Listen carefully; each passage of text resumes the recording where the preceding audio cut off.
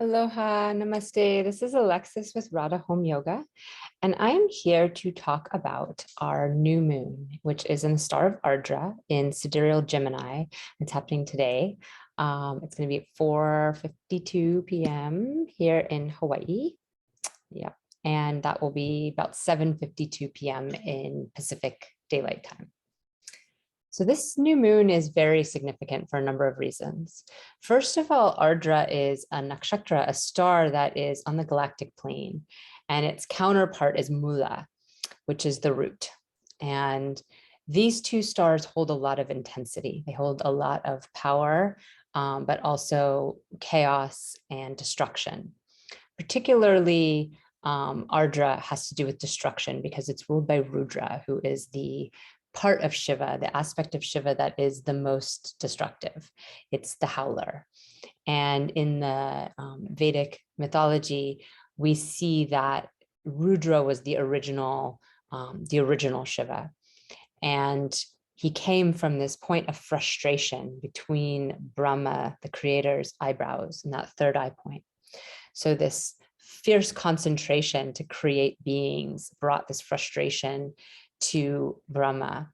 And it actually sort of starts before that, where he created other beings that were not wanting to do his bidding. They weren't wanting to create. They were actually wanting to just stay in a space of meditation and auspiciousness. And this frustrated him because he needed to make things.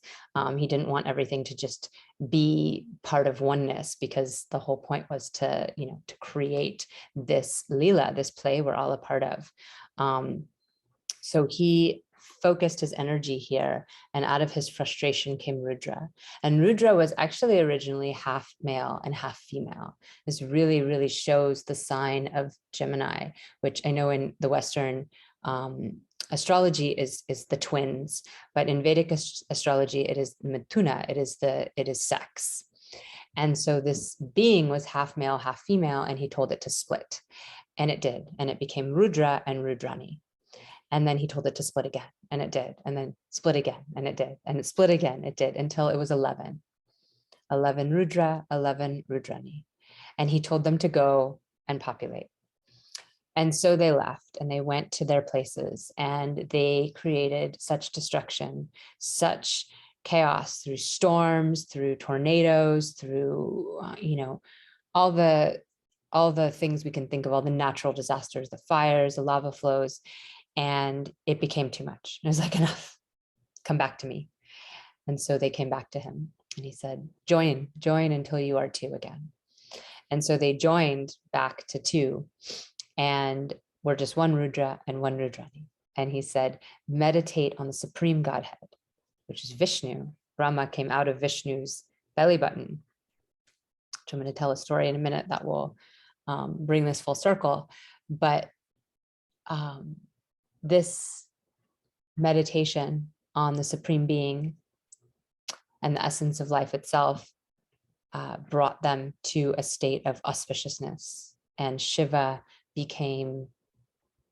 Rudra became Shiva, the auspicious one, and Rudrani became Parvati, the one who rises higher. And so we have this place in the sky that is ruled by Mercury, right? Gemini. And it is our mind. It's also the third house, the natural third house, where our will, our ego, our I identity is formed. This is formed in the mind and through our thoughts and our perception of that being different, right? That separation, the frustration that it wasn't the way he wanted it to be. And then that anger and tumult that came out of that. And then more division and more division and more division. And the more we divided our thoughts, the more we follow that train of thought, right? If we think about this as being our state of mind, we often think a thought, and then we keep following it, we keep following it, keep following it. And they say we hold on to our negative thoughts actually more than our positive ones, that those are the ones we remember. And we also remember our negative experiences more than our positive experiences. So we have to focus on that supreme light if we want to calm our thoughts and bring them to a state of auspiciousness, and bring our mind to a state of auspiciousness where we are able to be separated enough to see all that is, right? We need all this matter, all this creation in order to even experience ourselves. But we're able to bring ourselves into a state where that is happening in a way that's not so destructive, and that can bring us peace. And so this is what's called upon us in this time. You know, we can go wayward with our thoughts. We can go all over the place. We can have really negative thoughts. We can have really dark thoughts. But we can also have really pure thoughts. We can have really auspicious thoughts. We can bring ourselves to a state of calm and kindness and love, and see that in our difference, we are all the same. That in our identity as me being me and you being you, we are actually just reflecting in a mirror to one another. And so the storm can calm and can bring us renewal and peace. And you know, there's many ways, metaphors that you can think of like this, like the drop of water, which is Ardra, the teardrop or the raindrop can become a storm, or can become a deluge of tears. And then that cleansing of getting that out can bring us back to that state of peace. So this is a place where there can be a lot of chaos and there can be a lot of destruction, but there can also be a lot of auspiciousness if we are able to direct our mind. And of course, we have these tools. We have the tools that Shiva and Parvati themselves have blessed us with, of yoga, of meditation, and of tantra. So this is a very powerful new moon in many ways. We also have our planets, and I'm going to actually share my screen so you can see where the placements are that I'm speaking of. We have our planets of Mars and Saturn in these very early degrees of their own signs. And Saturn is retrograde, and I'm going to get back to him in a minute, but I'm going to talk about Mars for a minute because he's freshly in his own sign, and he's joined Rahu, the North Node. So this is going to get closer, right? Right now they're quite far. So this is something to really think about right now, because August 1st, they're going to be in exact degrees. And this time that we're experiencing right now, beyond the actual new moon, beyond the chaos of the star or the frustration, you know, in our thoughts and in our mind, Mars is really the planet of action. It's the planet of courage. It's the planet of discipline, and it's the planet of our anger. And when it is in its own sign, there is a lot of intelligence running with this energy. We have courage, we have strength, we have, you know, the discipline to show up for our physical routines and sadhana and practice. But we also have like almost more anger. And it's, you know, each of the planets operate a little bit differently in their own signs. And because Aries is our external energy, and it's where we're starting something new, and it's where we're coming from our own place, from us, and really not seeing everybody else as much. It's like, this is my trajectory, this is my agenda, this is where I'm going. You know, particularly in Ashwini, which is that first star, we can see that the horse is setting out in their direction. And they can either be harnessed, or they can be going in two different directions. And they can, you know, they can bring us, they can draw a cart, you know, or a carriage. They could carry people by going in the same direction and being in the right direction.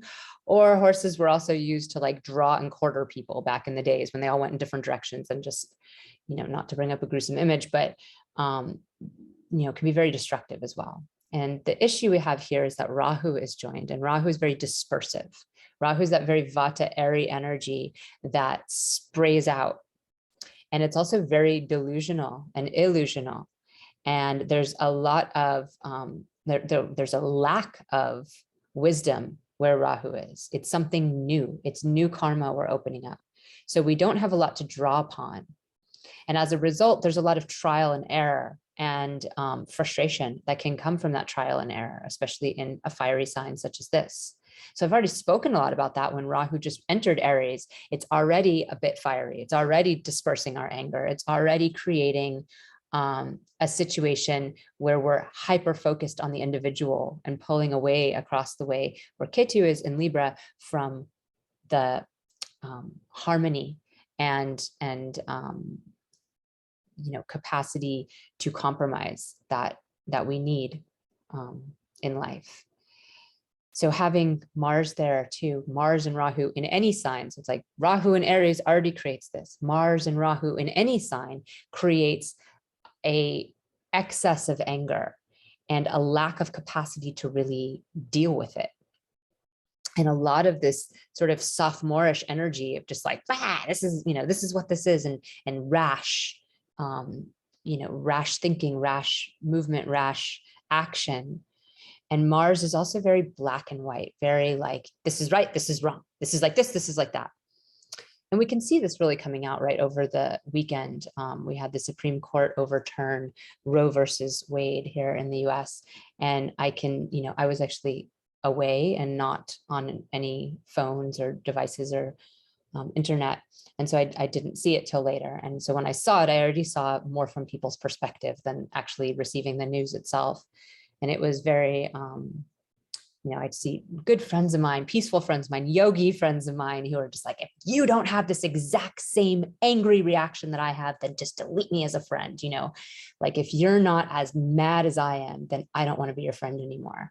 And it's interesting to see that, to see people's reaction, their reactivity, that quality where we say, if you don't have the exact same reaction I'm having, I don't even want to know you anymore.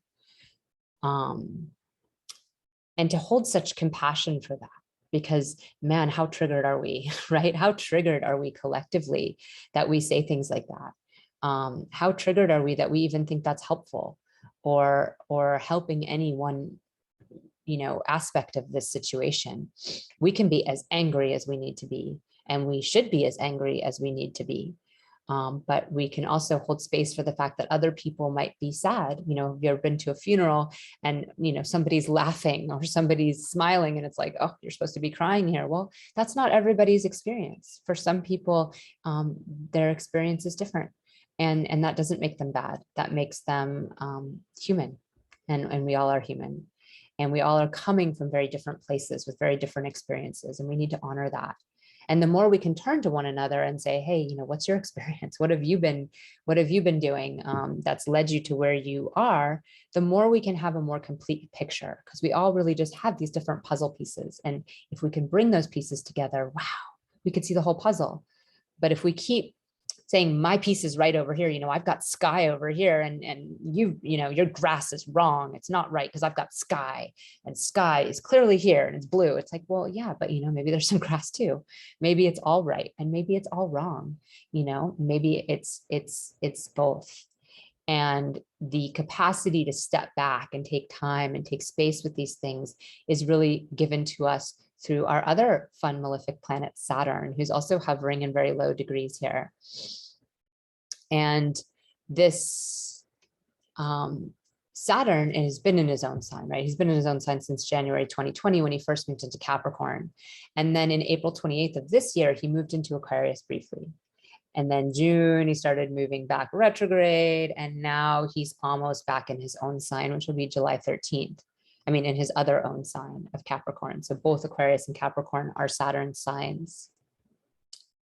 And he's really reminding us to slow down, right? Slow your roll. Saturn's already a very slow planet, but now it's retrograde. It's like even slower. And it feels painful because it's like, gosh, we've already learned these lessons. Haven't we already done this? Haven't we already sat in our fear? Saturn in Capricorn in particular is quite fearful. And we saw that, right? January 2020, what happened? The pandemic, the world shut down. We became afraid of one another. We sat in our aloneness. And then there was some movement, maybe we're moving forward, maybe we're committing to new ways of doing things. And then, oh, okay, going back again. And so it can feel as though in some ways we're not moving forward at all. And then we just have this anger and this, this intensity around that. But if we're able to use that part of us that can actually corral those thoughts and can actually use these tools that we know, how to breathe calmly, how to allow yourself to take some extra time, take some space, dip in some water or earth yourself, ground the earth. Allow time before you react. Allow time before you speak. Allow time to listen to what someone else is actually saying and the pain that they're feeling. And maybe they don't have the best way of words or the best way to communicate that speaks to you personally. Maybe someone else speaks to you more, and that's okay. But if we can really sit back, and take the time to build things in a way that does work and that does feel good, when Saturn comes back into Aquarius in January, late January of 2023, we'll really be on the right road to what we're committed to socially, collectively, for the greater good of all, which is what Aquarius really represents. But we need to get it right from the foundation, right? We need to be committing to the right things from the get-go. And that starts with the earth, right? Capricorn, the earth starts with the soil that we're growing our food in or that we're planting things in. It starts with the materials you use to build your home. It starts with the foundation of your friendships and your relationships. Are they starting in integrity? Are they starting with truthfulness? Are they starting with honesty? Are you able to be vulnerable? Are you able to be humble? Are you able to be committed? And these things we often skip over. We often skip past. We have Jupiter in his own sign of Pisces now. So this is a really big boon in the situation that makes it very different. First of all, we're coming back to Saturn and Capricorn from having already spent a lot of time there. So we didn't learn nothing, right? And Jupiter was also in Saturn's two signs during that time, which made our sense of wisdom, our sense of hope, our sense of inspiration, and even the very teachings and beliefs that we call upon much more constricted and much more hyper-focused on survival. And now we have this fresh capacity to really be expansive in our wisdom, to really understand that one drop is part of the ocean and that the ocean is in that one drop as well. We have this capacity to understand ourselves as part of everything that we did not have before. And so this gives me a lot of hope. This gives me a lot of hope for us collectively in our society, and hopefully you too. We also have Venus and Mercury here in Taurus, Venus in her own sign, Mercury in a friendly sign, really offering us to have kinder communication and a capacity to bridge things that maybe weren't bridgeable before, and love and affection for one another, and that give and take and reciprocity that is so necessary if we're going to have relationships with each other. And we need to have relationships with each other. The division is enough, right? We've had enough division. We've seen that it's not working. And the more and more we pit ourselves against each other and blame each other, as opposed to these sort of like morbid entities that are really to blame, the more we're tearing apart our own selves, because we're all part of each other. What we see in the world outside of us is in us. If we didn't see it, if we were in a state of auspicious thoughts, we wouldn't see so much negativity. We would be in a more clear state. We would have compassion for things that we saw as opposed to hatred. We would want to fold people in rather than reject them out. So this is really what we're being called upon right now. And when we look, we can see every planet is actually in his own sign almost, except for the Sun and Mercury. So Mercury is, let me see if I can make this work. And you never know. It's always a little bit of a gamble here with this particular software and this particular tool on the software, but I'm going to give it a try. And we have the moon here in her own sign. So this is June 30th, where the moon is now in Cancer. The sun will take longer to get into his own sign, so I'm not going to forward us there. But we have, look, now Mercury in his own sign too. So by July 2nd, we have Saturn in his own sign, Jupiter in his own sign, Mars in his own sign, Venus in her own sign, Mercury in his own sign, Sun not in his own sign, and Moon, oh, but now the Moon's out of her own sign. So there's a trade-off when Moon's in Cancer and then when Mercury's in Gemini. But the Moon moves very quickly. It moves every day, so it never really stays in her own sign long. So this is an opportunity for us because we have so much intelligence running with each of our planets. Our communication will be in its very highest state. We have exalted planets. When planets are exalted and they're in their highest dignity, that's considered technically to be its highest state.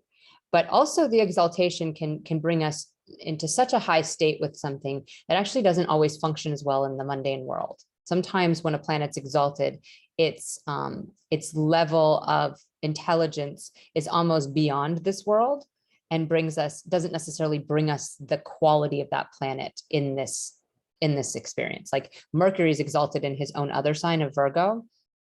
So he's not the best example because he is actually exalted in his own sign, but that's the only planet that's exalted in its own sign. So there's a quality in Virgo, though, that can be a bit like robotic at times in the communication, which is less effective with people who have more emotional forms of communication and require a bit more connectivity in speech. So you can even see how that's an example of it, even though, Mercury is in his own sign exalted. But Venus in exaltation is in Pisces. And this is where we're really like connecting through source to other people. And that's amazing and powerful, but it doesn't necessarily bring us closer, intimate relationships. Whereas Venus in her own signs of Libra and Taurus really do, because they're giving us that give and take and that desire to connect, that desire to be in human love and in human relation. Mars bringing us that courage, that discipline, again, that allows us to show up and do things and get things done, face our challenges, face the battles outside of us. Jupiter in his own sign, allowing us to find source in everything. And Saturn in his own sign, allowing us to stay humble and commit to the right things and take the time we need to. So I had a pretty strong download on the Tantric wisdom goddess, Bhuvaneshwari, who is one of the Das Mahavidyas, one of the 10 wisdom goddesses, which are emanations of Kali. And they are that which take us beyond our mundane life and the state of consciousness. And I shared this story in my yoga class this morning, and I feel to share it with you all today because it really brings together quite a lot of these themes we're talking about. First of all, Bhuvaneshwari is herself space. She is the essence of space. And so when we meditate upon her, we're meditating upon not the objects, but the space between the objects. We're meditating on all of space. If you sit and you have maybe have ever been guided through a meditation practice before, often you'll sit and sort of imagine everything is dark as if you were in space, the space that we know up in the sky around us that holds our galaxy. She is also the queen of all the worlds. And in the story of her, it begins with that same story of Brahma and his creativity, where he's coming out of the lotus flower, out of Vishnu's belly button. But in this variation of the story, he sees that there's demons trying to kill Vishnu and that Vishnu's asleep. And he's like, oh God, what are we going to do? And he tries to wake up Vishnu and Vishnu won't wake up. And so he finds himself, because he's in this state of newness himself, he hasn't yet created anything, and he doesn't even really know what his role is yet. He hasn't quite figured it out. But the sound that comes out of him, instead of Om, is Hreem, which is the Om of the goddess. It is that same primordial sound, but that of the goddess. And all around him, the fabric of the universe starts to shimmer and shake, and Vishnu himself starts to shimmer and shake. And Anantasesha, the serpent, the many-headed serpent of which Vishnu rests on while he's dreaming up the different worlds, starts to shimmer and shake. And everything becomes part of this shimmery essence. And he can hear, but he doesn't know where it's coming from, the voice of the goddess saying, I'm here. And before him appears this magnificent being. She is everything. And she tells him, well, she wakes up Vishnu. She kills the demons. I think she flicks them away with her fingernails. And she wakes up Vishnu. And she tells them to call upon Shiva, and Shiva comes. And so Brahma is the creator, Vishnu is the sustainer, and Shiva is the destroyer. And these three work together in this capacity. And she says, I'm going to show you guys something. But first, they're just in awe of her, right? They can't even believe that they're seeing her. It's like they've always known that existed, that there was something beyond themselves, but it was hard for them to imagine because they were in such high positions of power and such important roles in creativity that they got caught up in that. And so they began to just bow down to her, bow down to her, bow down to her, bow down to her again and again and again. And as they're doing that, they see in her toenails all the universes, all the galaxies, everything that's ever been. And they start pouring jewels upon her, giving her everything they have, all the jewels, everything they could have. Take it, take it. Oh, thank you, thank you, thank you. Thank you for existing. Thank you for being here. Thank you for showing us what we somehow knew. And she says, oh, wait, there's more. And so she brings them into this glass elevator and they start to rise up through the lokas, through the spaces. And each level they go up, they sort of see themselves transforming, becoming more feminine. And as they get to the top loka, her loka, they are completely women. And she kind of laughs and says, this is what you needed to be in order to see this, in order to understand this. This is what you needed, this transformation. And they understand it all. They can see it. They can see how she is them. They can see how she's created even their own reality, which is the reality that creates the planets, the stars, the solar system, and the universes that we live within. They can see it all. They understand. And again, they're bowing down again and again, like, thank you, thank you, thank you. This is all I've ever wanted to see. This is all I've ever wanted to feel. And they are in ecstasy, and they want to stay in ecstasy. And she says, yes, we could do that. We could stay here like this in this ecstasy and in this oneness, in this dance. But I love to see myself in the world. How else do I get to know myself or get to actually witness my own amazing beauty if I don't manifest things and have them play out? And you, Brahma, you're the creator who will create things. And you, Vishnu, you're the sustainer who will sustain what Brahma creates. And Shiva, who will destroy it when it's time to come back to itself and recycle back into my energy to come out in a new form. Who will do these things if you're all up here with me? We won't have anything to dance with. We won't have any part of ourselves. We'll just be in that state of contraction. We won't have that state of expansion. And isn't it fun to have that play before us? Isn't it fun to dance in our bodies and in our beingness? Isn't it fun to create? Isn't it fun to do all these, to live all these lives we're living?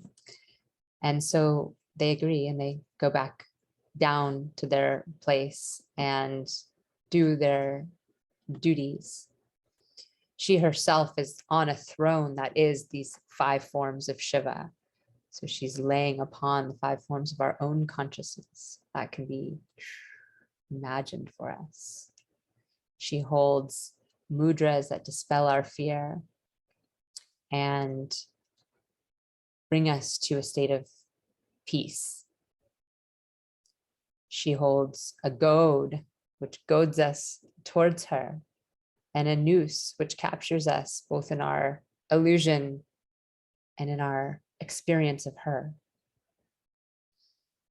And she has jewels in her hands and at her feet. Sometimes her left foot is in a pot of jewels. She's the color of the rising sun. And she has attendants all around her doing her bidding, and not from this sort of forceful place, but from this place of gentleness and spaciousness and their own sovereignty wanting to spring forth because it just compels within them. And she is Hrim. and she is Ma, and she is Shri Ma, and she is in all of us, and she is around all of us, and she is in everyone else, and she is the supreme reality. And so when we can meditate upon her form, we are able to access that. And it brings spaciousness within ourselves. It brings spaciousness in our mind, and it allows us to hold space and hold space for the fact that others are experiencing it differently than us. That maybe somebody is in a state of creation, somebody's in a state of destruction, maybe somebody's in a state of trying to maintain and sustain. That maybe some of us are in our anger and our frustration, and maybe some of us are in our more state of auspiciousness, and that everything is part of each other. So what we see is part of our own creation in our mind, and that we have choice. We have choice on how we look at things, how we see things, what we choose to look at, what we choose to spend our time and energy on, what we choose to take into our mind, because that's what we're creating outside of ourselves. Do we choose to sit and stare at a television set? Do we choose to listen to, various people telling us what is? Or do we choose to listen to the sound of our own heart, where she resides, in the Hridaya? Do we choose to be in nature? Do we choose to be surrounded by other people who are seeking truth and light and peace? Or do we choose to be around chaos and chaotic?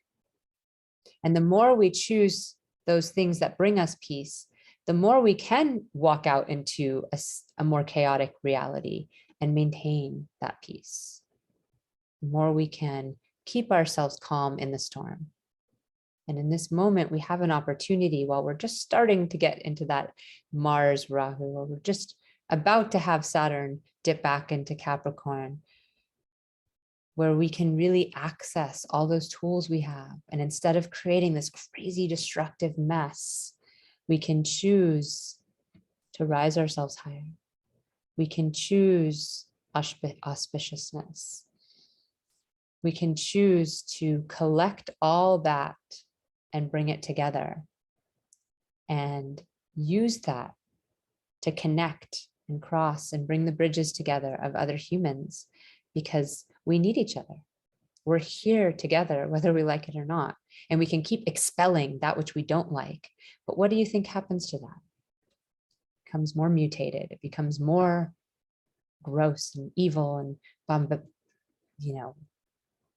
just disgusting and monstrous. The more we start to fold in that which doesn't feel as good and allow it to become part of what does, the more we will all collectively rise. Because if it's happening somewhere, it's happening here. So I hope you have a blessed new moon. Thank you for taking this journey with me and for being another reflection for me. If you are interested in seeing sort of how these longer transits, and I don't have one for Mars yet, I'm not sure yet if I will do that or not.